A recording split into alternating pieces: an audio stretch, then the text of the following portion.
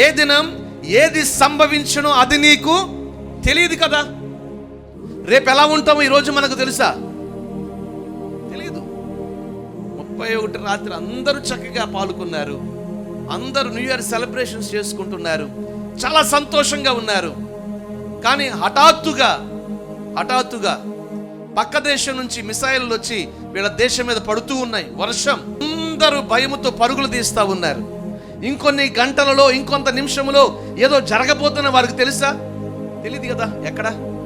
Israel. మీరు విన్నారు, నేపాల్లో భూకంపం వచ్చి కొంతమంది చనిపోయారు. 2025 మా ప్రాంతానికి భూకంపం వస్తుంది, అందులో మేము చనిపోతాం, భూకంపం సంభవించబోతుంది అని వారు గ్రహించగలిగారా? లేదు. అవునా కాదా? మీరు వింటున్నారు కదా, మీరు చదువుతున్నారు పేపర్లో, మీరు వింటున్నారు. వాస్తవం.